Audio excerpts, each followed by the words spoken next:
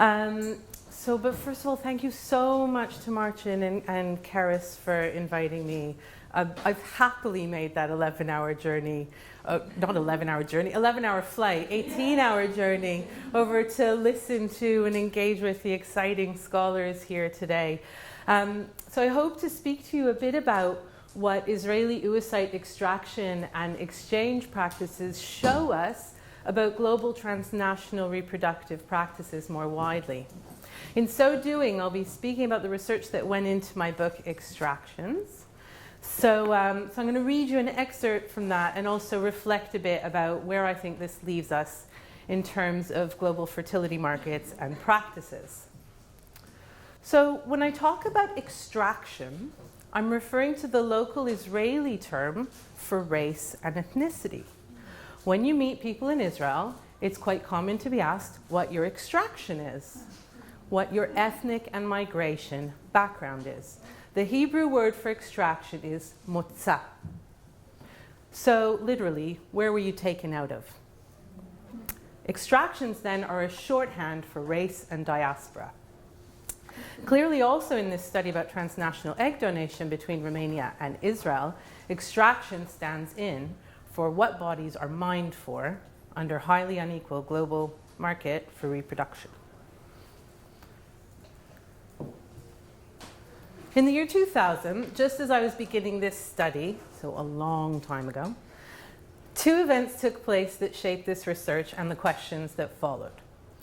First, I was asked in Toronto, my home at the time, by a close mentor and professor if I would donate my own eggs to her in exchange for a very large sum of money and support towards my education and living expenses during the duration of my 4 years of PhD studies.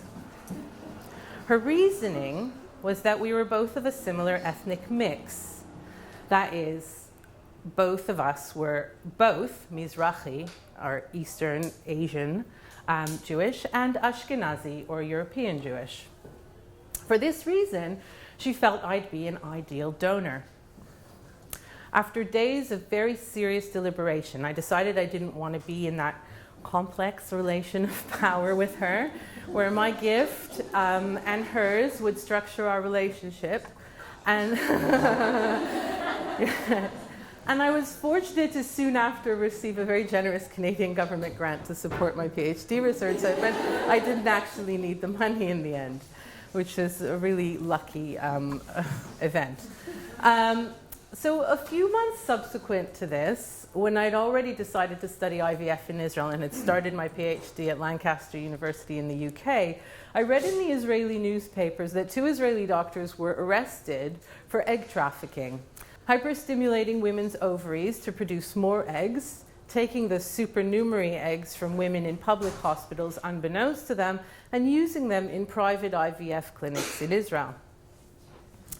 These 2 encounters helped to begin to shape for me questions of the nature of relationships of parts to wholes and the role of gender and race in the nation.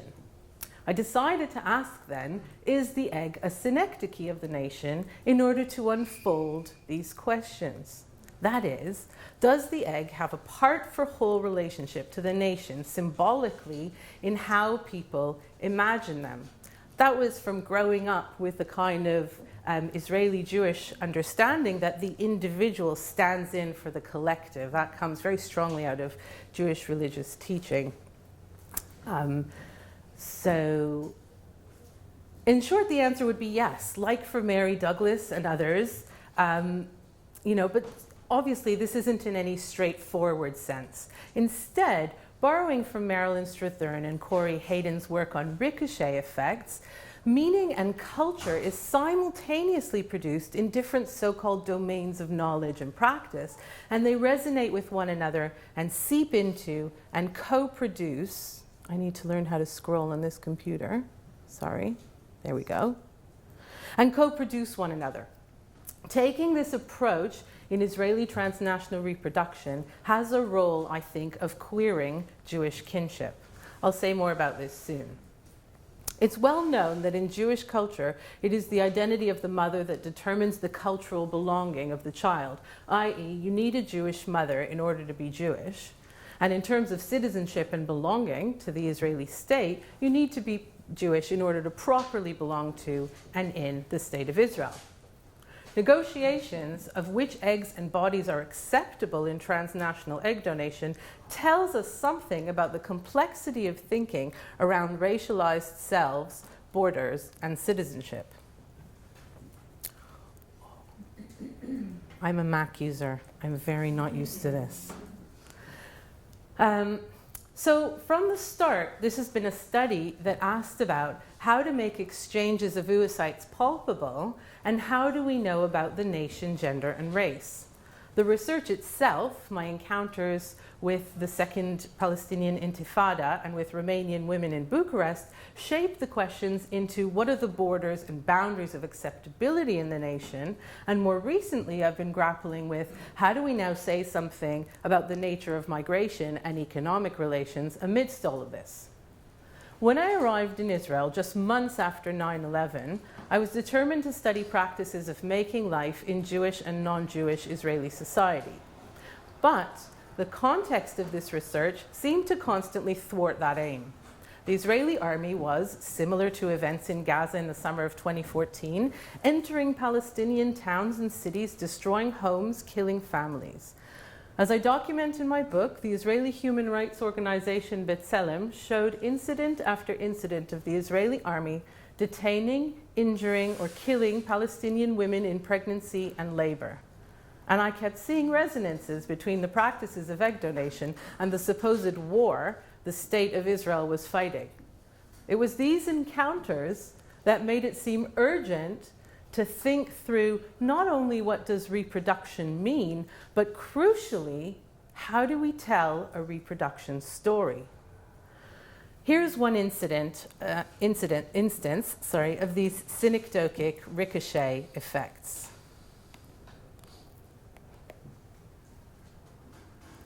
Behind Dr. Zale's desk and to the right on the wall was a large map of the state of Israel. It included but did not mark the occupied Palestinian territories and the Gaza Strip. It was a topographical map with major roads and cities marked by lines and dots. On this map, 5 round-colored stickers were affixed, marking the location of the company's 5 satellite clinics in various parts of the country. At the top left-hand corner of the poster was a glossy company brochure, and you'll get to see a close-up of that soon. On this brochure was a picture of a blonde baby popping out of an oversized chicken's egg. The caption in Hebrew read, "Lir'ot et hanolad v'mahel," to see the child that is born and fast. On the wall next to this map was a photograph of 4 European-looking people, the doctor, a woman, a man, and a baby, presumably one of his happy couples and their new child. Next to the photograph was a large whiteboard. I didn't take a photo of it for reasons which I think will become obvious. On it, a large drawing in black marker of 2 men, one scruffy face, large nose with overgrown beard and menacing eyes, wielding a large knife. In the context of the Al-Aqsa Intifada that was raging at the time, this man could be none other than the Palestinian terrorist. The other, clean-cut, European-looking, dressed in army fatigues with the acronym Tzahal, Israeli Defense Forces, written on the front of his shirt. He was holding a large rifle and a speech bubble was above his head. The writing in the bubble said, Am Yisrael Chai, the nation of Israel lives. This is a common religious phrase of exultation and survival, which little children and other celebrants sing in Israel, as in the diaspora, when marking Holocaust Remembrance Day. Here, however, it resonated well with the prevailing sentiment that Israeli Jews are fighting for survival. The rhetoric at the time, what politicians, the media, and Israeli recipients, and my Israeli family and friends alike were calling Milchama al Habayit, a war over home. In the clinic, the statement written on the board, Am Yisrael Chai, is one in which the survival of the European Jewish self, nation, and state are rolled into one. During the state's brief history, as for the duration of this research, everyday violence were intimately co-inscribed by neoliberalism, get your baby fast, heteronormative family values, and imaginaries of racial superiority of whiteness. The very presence of images of the family and the nation in the clinic in Israel may be unsurprising, given how historically the reproduction of nations and states has been tied to the reproduction of the individual, given the banality of violence and militarization in Israeli society. But here we have the terrorist in a private Israeli clinic where IVF is very costly. There's an uncanny kinship between these images of the Israeli soldier and Palestinian terrorist confronting one another, and a blonde baby coming out of a chicken's egg on a map of the state of Israel next to a picture of a happy Jewish family. Something familiar, and narratives and echoes of narratives of improvement, security, protection of the nation family, and ultimately a blonde child residing here. It's like the recent history of Ashkenazi Jews conflated with Zionist state ideologies of victimhood and violence is written on the wall. This is about fears and anxieties over racial extraction, the removal of Palestinians from the land, and taking eggs out of women's bodies for profit. The images described here show just how nation, race, war, and the individual self and egg donation were at once overlapping and mutually constituting domains. As I argue throughout my book, the individual stands in for the collective in Israel. So too, egg donation and the nation can stand in for one another.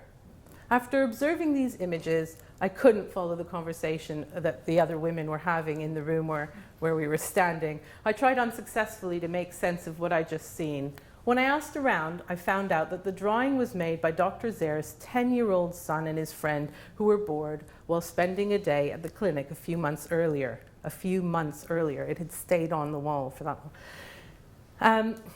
So Israeli new border laws. At the time that I wrote this book, there were 5 new citizenship laws proposed in Israel. These would make it illegal to criticize the Israeli state and punishable not to show loyalty to the state. A couple of years before, Israel had passed a new law on egg donation as well that would make it okay to pay women to sell their eggs. But the crucial point for us here is the stipulation that the donors had to be of the same religion. So despite the fight to get Jews to be seen as a culture rather than a genetically discrete grouping, here we have the Israeli government itself creating a genetic reinscription of race, in the words of Nadia Abu El-Hajj.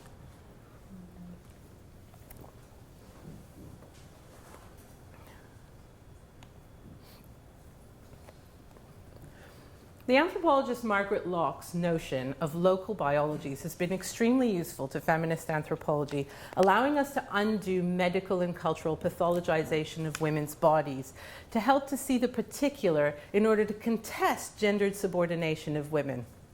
I appreciate this is a vital feminist move, but if used in the Israeli case, it also can have state legitimating repercussions. Indeed, a major claim in the anthropology of reproduction in Israel has been that it is a unique case due to Jewish rabbinical thinking influencing Israeli law and daily life, and due to the experience of violence Jews have in Israel today and historically. In my book, I argue that that take on the local and particular in Israel prevents a wider view of how biology, nature, history, and capitalism are enacted in Israel and in reproduction more broadly. The mutual materialization of nationalisms and global markets, or a view of which lives are more worthy. What do we know of the specificity or universality of kinship thinking? We know that feminist anthropologists have argued that the ARTs instigated a change in Euro-American kinship thinking of what relations constitute family. And in Israel, as I've said, we have a society that's supposedly matrilineal in classical kinship speak, so that a practice such as egg donation should unsettle Jewish kinship thinking because you have an egg from a different woman being gestated by another woman. So what happened in Israel? As studies of Israeli reproduction have shown, the rabbis negotiated this carefully and came to the conclusion that the woman gestating the egg is the mother. So the argument is that Jewish kinship thinking is not unsettled or undermined by new technologies.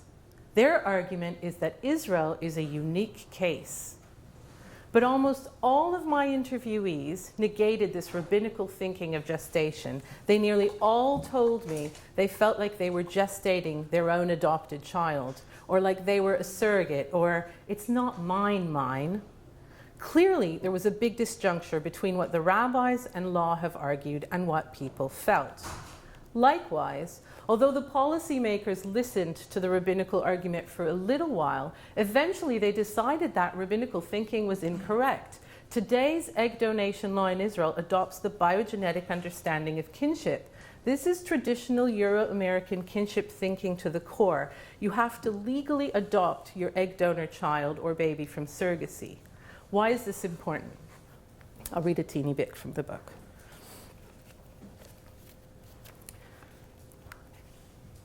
Okay. Israelis are profoundly supportive of the use of technology. Whether they be religious or secular Jews, non-Jewish Israelis too have become willing users of technology in a bid to be modern.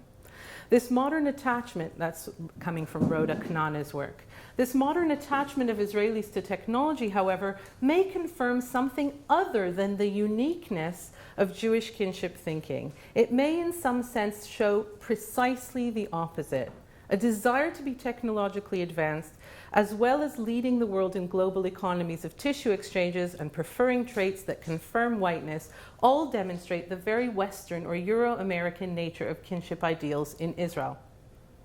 That the Israeli state competes so well in global techno markets and bioeconomies shows how much of an emblem of the wider global capitalist markets and racial histories of migration this state is. The interconnectedness of local affect, ethics, and histories with the rest of the Western world is demonstrated through different modes of extraction. Arguing the local biology and kinship in Israel is what the Israeli government does daily. An important ethical intervention is thinking about how, as anthropologists, we recognize the particular claims of the state and daily practices and discourses of people with more universal discursive practices.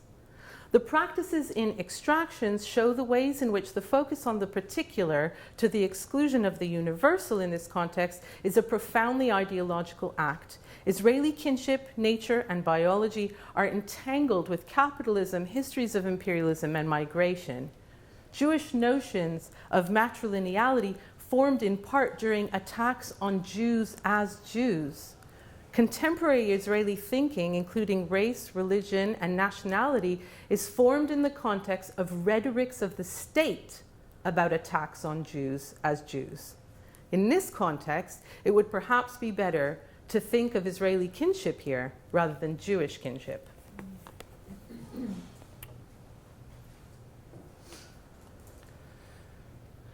One of the tendencies and temptations, again, I'm conscious that I'm making a very particular story, but we get to the broader picture in a second. One of the tendencies and temptations in the sociology and anthropology of Israel is to construct studies in terms of Jew or Arab, or likewise to divide up ethnic groups and study their particularities. This kind of culturalism harkens back to the state's own ethos to present glowingly the diversity of many people in the one people. Mostly feminist subaltern theorists such as Smadar Lavie have contested that framing. Following that critique of doing anthropology in Israel then, I was determined to include a variety of voices, and that the voices of non-hegemonic women, all of those Jewish or non-Jewish Israelis not from the European diaspora, be present as speaking subjects. Since most of the interview research participants identified as either mixed or Mizrahi or Druze or Palestinian, that aim was achieved, I hope. And this is crucial because it's a way of deepening understandings of Israeli society from a set of voices other than the dominant one. Let me say a bit more about ethnicity and race in Israel. The Israeli state was founded on the dual myths of national diversity and harmony, as well as on notions of blood-relatedness and kinship and religion. The need for an ethnic national state to guard against future holocausts of the Jewish people is a kind of centrally structuring ideology. But a large segment of the Jewish people, and indeed today a majority of the Jewish Israeli population, did not even come from families that experienced the Holocaust. These are the Mizrachim, or Oriental Eastern Jews from Morocco, Libya, other parts of North Africa, Iraq, Iran, Turkey. In Israel, we have a state that has racialized these non-European Jews, treating them as primitives, and still does today. At the same time, the state itself capitalizes on the notion of its internal diversity.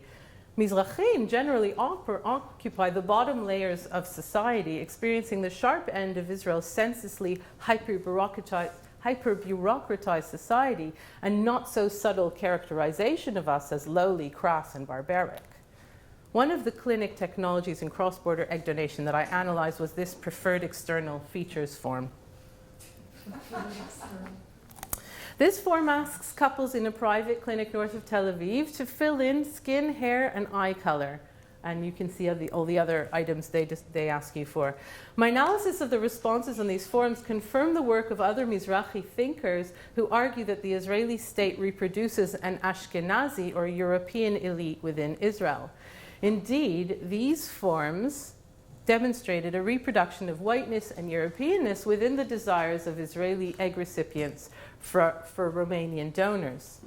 The Romanian women were desirable for their Europeanness despite the fact that they suspected them of prostitution or HIV and other things. This technology, this form, as many other as well as many other encounters in Israeli clinics, indicated that racism and race politics are alive and kicking amongst the Jewish Israeli population in Israel. The desirability of whiteness was also a kind of border policing of who's an acceptable citizen in the Israeli state today. One conclusion after analyzing all these forms was that many Jewish Israelis desire whiteness and wish to disavow Jewishness. The responses people wrote in the comments section of that preferred external features form seemed to indicate this. But from the interviews, it seemed more complicated than that. The fact that the majority of the interviewees were not just Ashkenazi European Jews seemed crucial here. Those racial desirabilities have historical, colonial, and migration significances. We must not forget that the majority of Israeli Jews are not European descended. In Jerusalem, I witnessed one of the only Israeli egg donations that was taking place at the time of heightened sensitivity towards egg donation, because basically, mostly it had stopped around the country after the egg theft had happened. So this was to be a donation from a Muslim woman named Mariam, and the intended recipient was a Jewish woman named Yudit, whose family was originally from India, and she decided not to accept Mariam's eggs. After witnessing her rejection of these eggs, I decided to ask all of my research participants if they would accept an egg from an Arab woman. And I generally left this to the end of the interview because strategically that was like we need to go now kind of point. Nearly all of my interviewees told me that they would not. The response was often cast in terms of fear of reproducing the enemy, but many people actually questioned their response. They would say, for example, I don't want an egg from an Arab. I don't know why, but no, definitely not that. One couple who self-identified as Moroccan had a little argument in front of me where the husband said, why, what's wrong with an Arab? You know, them having actually familial ties and speaking Arabic at home. And the wife kept repeating, no, not that. I couldn't do that. Another woman from Kurdistan also, after crying through our interview about her desperation for a child, insisted an egg from an Arab was a step too far. There were numerous instances of this in my interviews. It could be argued that this is a managing of the border between Jew and Arab. But I think it's even more complicated. When Mizrachim say they will not accept an egg from an Arab, this is a moment of recouping one's excluded status from the nation by one's own racialization to say, no, I'm not like them. I can't possibly accept this. Such a perspective is one in which the Israeli state, that perspective is one that the Israeli state works very hard to cultivate. While making the lives of the majority of Mizrachim very difficult to endure, they're expected to stand up and defend the nation most loudly.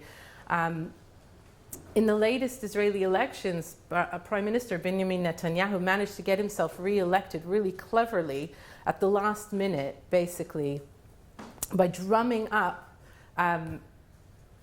get himself re-elected largely by the Mizrahi vote, by drumming up fear that the Arabs were coming to the polls in droves.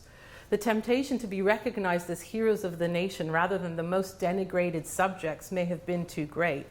And here, the desire to be a mother is so great, and despite that, there was the need to mask over histories and potential common contexts of struggle with Palestinian women, to paraphrase Chandra Mohanty.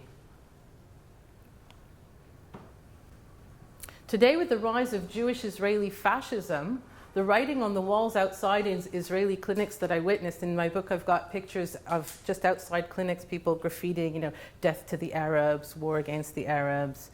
But this writing on the wall seems like a laughably simplistic account of the politics of race and migration there. We have daily stories of violent encounters that confound the Jew versus Arab simplistic dichotomy that's so common in understandings of Israeli culture and politics. In fact, we've had countless demonstrations of migrant workers from Africa there, and European Jews protesting their encounters with various state bodies, etc. And we've seen, as I said, fascist Jews killing Mizrahis who look too Arab. All of this amounts to a much more complicated politics of race, migration, and borders than one might expect. So, oh my God, I'm going to need more time. So I want to use these insights to think more widely now. With ever more travel involved in global reproduction, we can think about these complex issues of migration and boundary maintenance in terms of their implications for global fertility practices. We might think of the numbers of unoccupied migrant children in Europe today, an issue that's related closely to the pursuit of reproduction across borders, linked as they are through the practices of capitalist markets and wars. The language of free and easy travel that is used by the global fertility industry has troubled social scientists, and some have become quite focused on creating a new language for it. In an attempt to accurately portray what I was seeing in a way that captured the complex national, racial, and border politics, I occasionally use the term repro-migration. It's not amazing. I don't like any of those repro concepts. They trouble me. But anyway, I've got an article coming out on that in Annual Review of Anthropology in October. Have a look. It's called Through the Repro Scope or something. Yet another repro.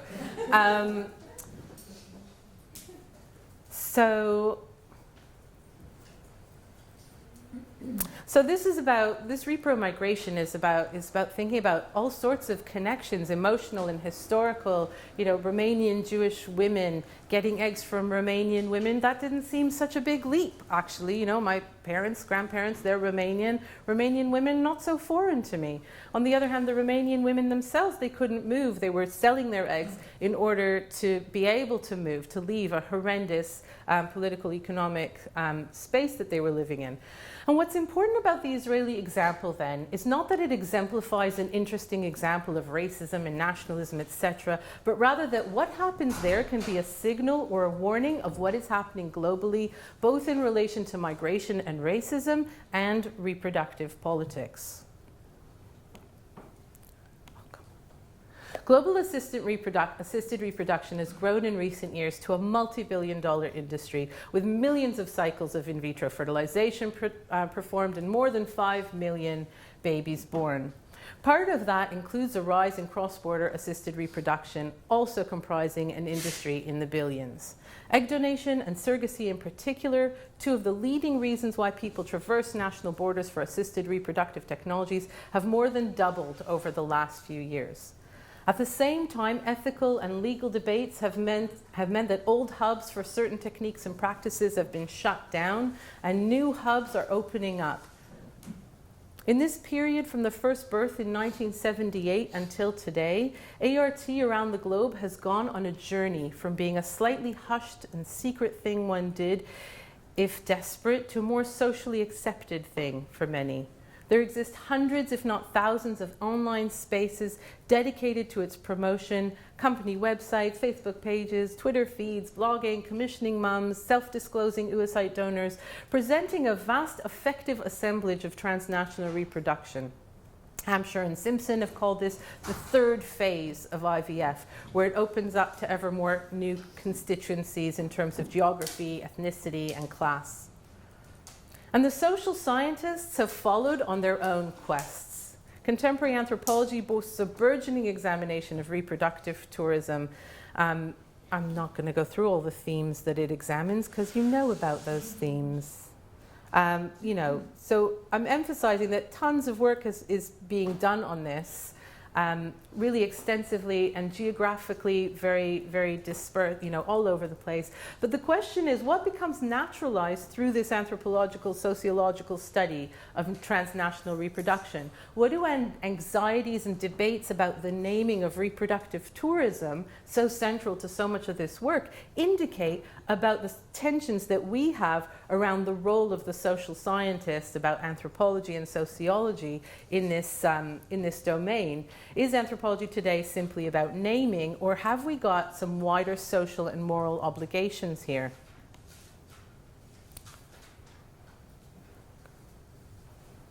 Sorry. Clicky. Thank you. Perhaps the tensions I outlined earlier between the universal and the particular in telling anthropological stories can be helpful here. It's very interesting and important to document what's taking place globally in transnational reproductive practices. But what kinds of connections and claims can we make, and with what possible outcomes? Undoubtedly, the most prolific anthropologist to have written about cross-border reproduction is Marcia Inhorn, longtime researcher of reproduction in Egypt and the Arab Middle East. This body of work boasts a whole repro lexicon. Inhorn's latest book, Cosmopolitan Conceptions, ends on an activistic note where she discusses her involvement in campaigning for global low-cost fertility treatments. Global reproductive practices facilitate new ways of becoming parents, and at the same time they reinstate old social inequalities and the extraction of bits of bodies or labor or love. This involves economic relations of power that we need to get better at explaining and detailing as integral aspects of these practices. We need to do better than straightforward exploitation, because who are we blaming and to what end? Melinda Cooper and Kathy Walby, in their book Clinical Labor, draw on a lot of work by ethnographers to detail an economic analysis of the relations of inequality in global fertility practices. They end their book with the hope for more equitable practices in this arena. They want a society where exploiting one's body isn't the only available route to a better life, but they don't offer a strategy. I think Sharmila Rudrappa gets it much more right when she says that the problems associated with women donating eggs and becoming surrogates involves, and I'm quoting, social hierarchies that can only be confronted with the force of a critical mass of actors working in tandem with each other. For me, the idea that these practices could be made more equitable, separately from other struggles that fight austerity, that fight racism and equal access to Medicare and all the other ills of capitalism, doesn't take seriously how anarchic capitalism is and its ability to find new spaces of extraction of wealth and moving that wealth from the hands of the many to the hands of the few. Global reproductive practices are not a unique aspect of capitalism. They are part of the banality of it. But the ways that these practices show us how the way that these practices show us, something got deleted there. These practices show us how love and desire can mix with inequality, history, and technology, and that's what makes these extractions monstrous. So I want to end with this image and a little story of why I called these extractions monstrous today. Set against the backdrop of Jerusalem pine trees, Hamifletzet is a condensed signifier of femininity and impurity in Israel, and perhaps of transnational reproduction more widely.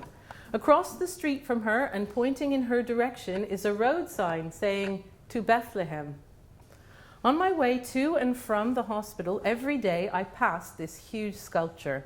It was as much a part of the field as the clinic, surgery room, and lab.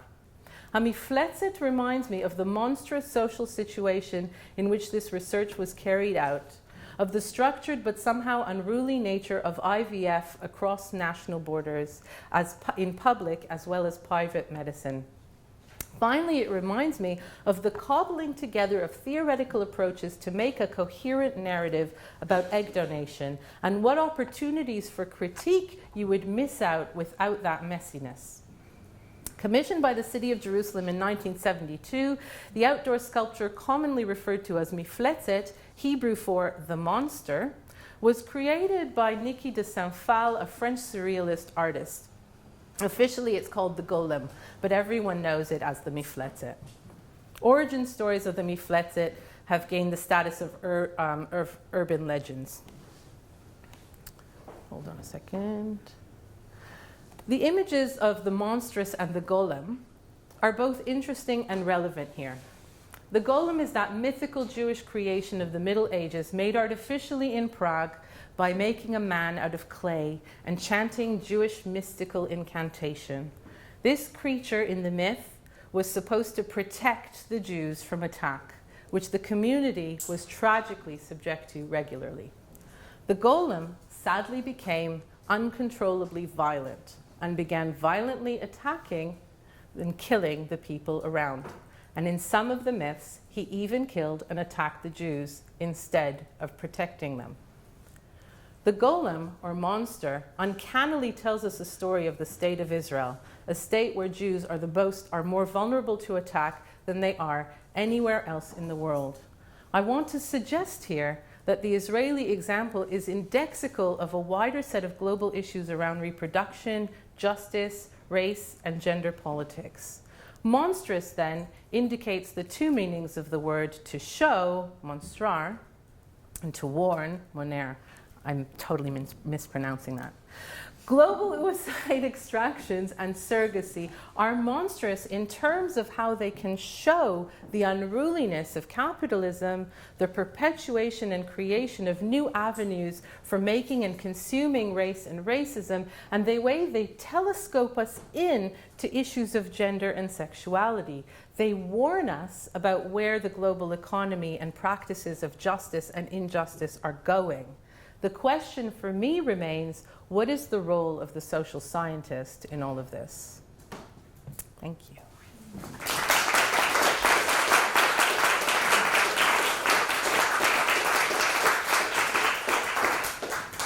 Thank you. Are you willing to take the road back in? Sure.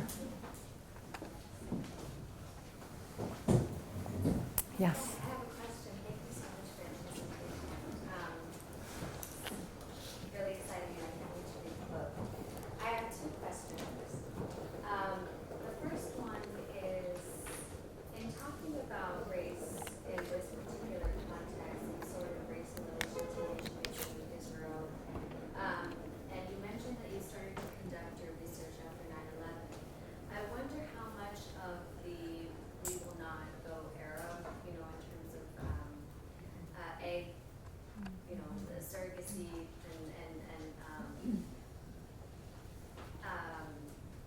How much of that is through the racialization of Islam on a global scale, particularly in a post-9/11 context? So that's, and during Intifada in particular, the second Intifada. Yeah, so that's my question. Thank you. My first instinct is that it feels like it was a real, like obviously the racialization, Islamophobia has, become the new form of racism in the West. But I feel like this was the early days, in a sense. So I don't know, but I know that definitely there would have been times in the state's history where this would have seemed less preposterous an option to people. But I think there's lots of things. I think also, given the kind of historical settling of Mizrahim along the borders, sort of them being the kind of front line, that would have also structured it. But yeah, I think that's an interesting point, and it's worth sort of tracking and tracing that a bit more. And we know that history has gone up and down in terms of the closeness of the relations, and yeah. Thank you. Yeah, and my second question, if I may, is how might we make sense of the fact that there is sort of this resistance to the Arab egg, but at the very same moment there is this this controversy about Israel using the organs of dead Palestinians in order to and selling it in Israel. Yeah. So in a sense, there is almost like this contradiction where on the one hand we can use and Yeah. you know, we can use Palestinian organs and of dead children in particular, Yeah. but there's also, but we do not want to reproduce the egg. So how do we make sense of that? Yeah. Well, I'd be interested in hearing your take on that. My take on it instinctively, and you know, just through the stuff that I've read, and if we think about what does an organ kind of stand for, if we think about, you know, a child as an egg becomes a person, hopefully, rarely, but hopefully. So, you know, what does that entail? You know, I'm bringing an Arab into my family, or I'm bringing up, it's not even about an Arab, is it? It's about a Palestinian. I'm going to be bringing up a Palestinian child versus, you know, I'm going to take a bit of their body. Well, I take a bit of their body every day. I use their labor. Palestinian labor, you know, has been such an integral part of the Israeli economy. I don't know, I see it like that, but do you have any thoughts on it? Yeah, I think that I think that there's something, because on the one hand, the Palestinian organ is used to sustain the Israeli body, right? So Exactly. on the other hand, the reproduction of a Palestinian egg could be used to reproduce the enemy. So I think that Yeah. actually works. Yeah. That sort of analysis. Yeah. It's very interesting. Thank you. Yeah. Yes. Yeah, thank you very much for that. Very interesting talk. I was wondering about, they're talking about reproducing whiteness, but I'm also wondering whether there's a desire to be somewhat visibly Jewish. You know what I mean? Like, I think within the Black community, there's this sort of preference for lighter skin, but on the other, but there's also a kind of certain desire to be authentic looking, and so that's what I was wondering, because you have that whole, the questionnaire has all this range of things of having blue eyes, blonde hair, et cetera. Is there any evidence in terms of wanting to retain what might be seen as some visible Jewishness? It's interesting because I don't typically read it like that. I think there is a desire to adhere to a certain kind of idealized Western beauty standard. And that involved comments in that comments bit there around thin lips but not too thin. You know, not a big nose, not a big chin. It was very much a disavowal of a stereotypical Jewish look. And so that gets really complicated in terms of thinking about, you know, what is an authentic Jewish look? There isn't an authentic Jewish look. You know, Jews come from everywhere in the world. So that, it gets very complicated. It's really confounding when you're in a state where they've kind of mixed in Ethiopian Jews and Iraqi Jews and Jews from Poland. The Jewish look just becomes this kind of... It's hard to take this away from my experience of living in Israel, where basically you'd be in the homes of Jewish people, and what was on the television was always on. Big, massive, widescreen tellies, and it was often, very often on I don't really watch television. There used to be some channel, like with models on the runway, not a runway, I've just been on a play. The Designers? America's Next Top. I don't know, some form of fashion model-y kind of television. I saw this in so many homes, in so many places. The catwalk, it's called a catwalk, not a runway, sorry. People, models, not a catwalk. Just stuff around, I'm getting all entangled, stuff around just Western idealized, it's just a lot of images of European beauty. And so that idea about kind of retaining any sort of authentic Jewish look, and kind of pride in Jewish culture. Look at that kid. Although, yeah, I mean, lots of it might be, my cousins, my partner's cousins, they all look like that. We used to call it phenotypic matching up. Yeah. That they need Right. to pass as your kid Up. in some sort of biogenetic Yeah. visual logics. Yeah. But get rid of all your flaws. And that meant social Yeah. stratification or upward mobility Yeah. as well as Exactly. not the thing you didn't like the sticky ideas, whatever. Exactly. That was what the phrase Yeah. we used to use. Yeah. It's that, basically. Thank you. And then sometimes that would fail. Yes. Yeah. Zakia. So then, continuing on, I wanted to clarify then, because on this form, right, skin color, light, brownish, dark, very dark. In the context, right, like what does that mean, right, in the Israeli context, right? Because on one hand, thinking about your comment about like pigmentocracy, essentially, right, like among African Americans, among Latino, I mean, there is, right, like in a way, tension with authenticity, right? So, I mean, someone could go in, right, and be like, oh, well, I want skin color light, but if the clinic staff are like, but you're not, and that won't make sense, right? Was there any sort of exchange around that? Yeah, And I mean, this is like total. Yes, sorry. was there? So one, was there exchange around that? And this question of authenticity, because I'm also thinking about very recently Beyonce's video, right? Oh, all this yeah. discussion about like, and Saturday Night Live being like, oh my gosh, suddenly all these, you know, the day Beyonce became black and sort of, yeah, because the sense Interesting. of like, oh, well, really she's black, right? And there's been all these questions, is she really black? Well, you know, her body, her thighs, but on the other hand, she has Her blonde hair at hair. times, right? And then there's a lot of folks who are like, well, you know what, like, practically we have all colors of folks in our families, right? So I'm just really trying to, I guess I want to add to that and have you think more about it and give more sense of the context. Because when I read the skin color thing, I am thinking in like in a U.S. context, but what does that mean in the Israeli context? I mean, like, it's when we say very brownish. Do we mean my brownish? Do we mean like, or no, I just want to get a sense of that. What is the kind of, what is the range, spectrum? The spectrum and What is the it time that meaning? people wanted to do something. Yeah, and then that they- were sort of- yeah. Someone else was like, no, that's not actually. Yeah.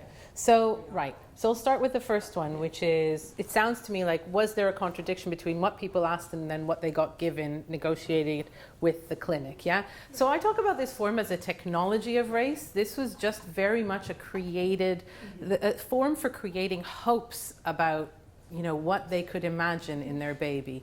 Nothing like that, according to the embryologist, happened in the actual clinic.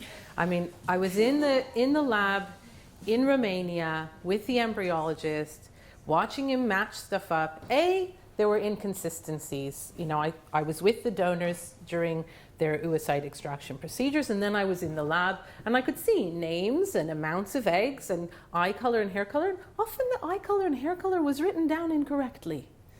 So, like, I was like, are you really sure she had green eyes? I don't think she had green eyes. You know, so there's that. And then the embryologist himself saying to me, matching? What matching? There's no matching. So I don't know. I mean, I never got down to the bottom of that. There must have been some kind of matching because people were very happy with their babies. And, you know, obviously there is a very wide, you know, I mean, they were happy with their babies because they were their babies, and whatever you imagine, you know, then you get your baby and it's... Okay, but yeah. So like you're saying, there was Generally there was... cases like Yeah. Right. But in terms of what those things meant in the Israeli context, there were people of a range of skin colors, just like in this room, just like in American cities in Israel. So I think, you know, that kind of question, I think, it would be very similar to this context. Yeah. I'm probably missing out one of them. Well, that's helpful, but also the fact that this form, being as a your wish list, but then, you know, the folks in the clinics Yeah. being like, we're not really paying that much attention Yeah. to that, right? Which is how folks interesting are as well. reconciling. Yes, compared to when people talk about, you know, the context here, it's like you have your books, your photos, you have a whole set of things, right? And people Yeah. are very, very concerned with the matching, and that's part of what people are paying for, and what they are willing to, you know, sue about and say, you know, like you didn't give me. Well, luckily for the clinic, so, and most of the people that came there were either ethnically mixed, so like they'd have had a mother who was lighter and a father who was darker, or their husband was lighter than them, or they were lighter than their husband. So there were lots of situations in which that could just be kind of like, yeah, of course, baby looks like me. Anyway, it's a cute baby, so who cares? Yeah. I think that the specificity on that is really important. Yeah. And in that paper that I had in Evie's collection on colorisms, there really was, this was in a Hawaiian egg donation clinic, but there really was a difference that at the time that I was doing the interview, the one African American donor, but because mostly for egg donors at that time, they were chosen by adult pictures, whereas sperm donors were chosen by baby pictures.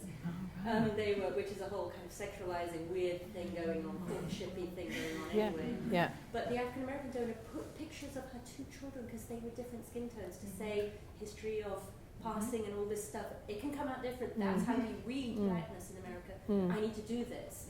Whereas there was one couple who were Japanese American who chose a Korean American donor and then rejected her when they found out she was Korean, even though they thought she looked like them, had all the same interests, all the same skills, and they started talking about the colonial period. So in a way, these visual logics come out differently, and the histories, we don't know they're there, but they're going. I mean, in a sense, it's something I would love to study a bit more in depth there, because I think it would be interesting. And actually thinking about it changing over time, and you know, what does it look like now? I think would be fascinating. I'm just reluctant to go back. Oh yes.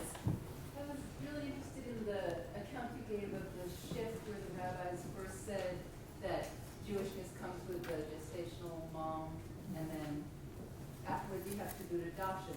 So does that mean if you didn't do an adoption, that the baby's Israeli citizenship would be problematic if the egg wasn't Jewish? Like, then how are they reading, how is Jewishness being read if it's not being read? How do they do that legally then? So do you mean now, how do they do that legally? How do they read Jewishness now? Yeah, because it seems clear, like in the beginning, once when the rabbi's ways worked, Yeah. then the child was automatically a citizen. Yeah.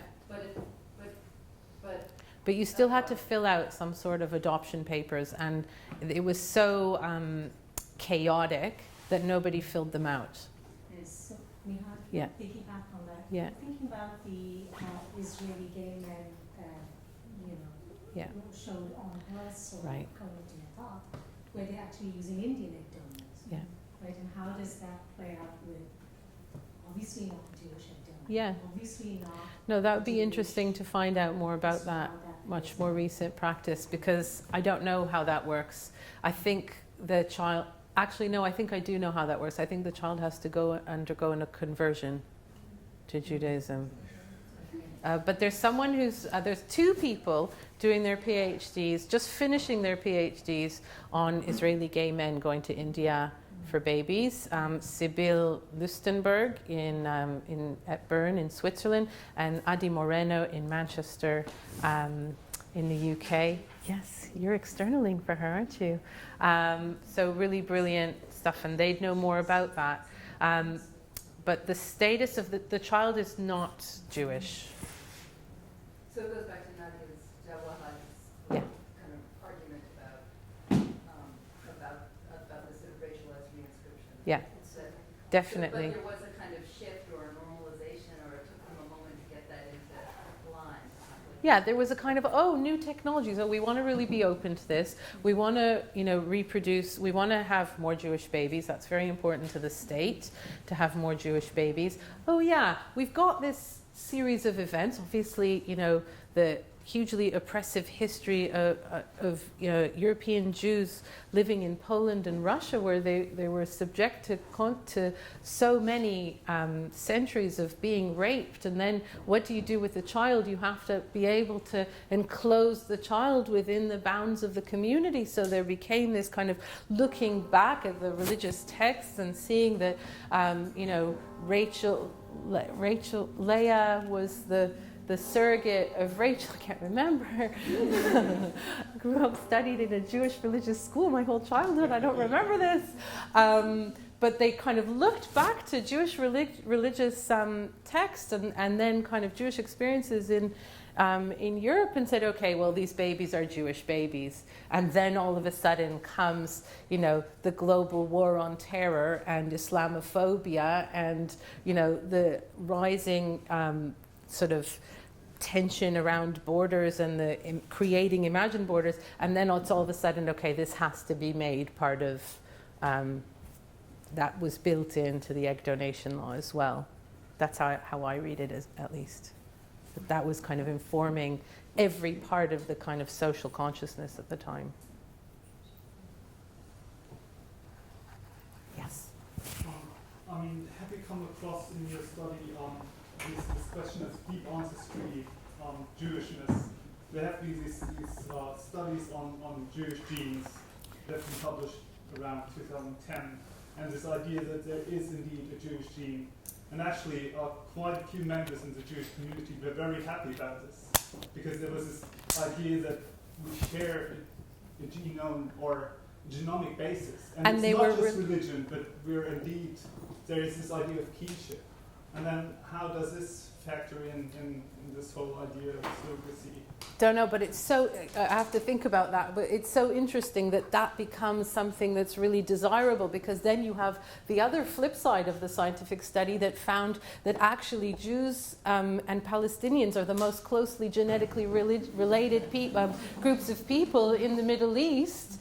But that story gets ripped out of the journal. It gets wiped out from history. And then you get this story. So these things are highly political and should be politicized, I think. I don't have anything else to say about it other than that, really. Do we need to end, or if we take... Oh, shoot. Yeah.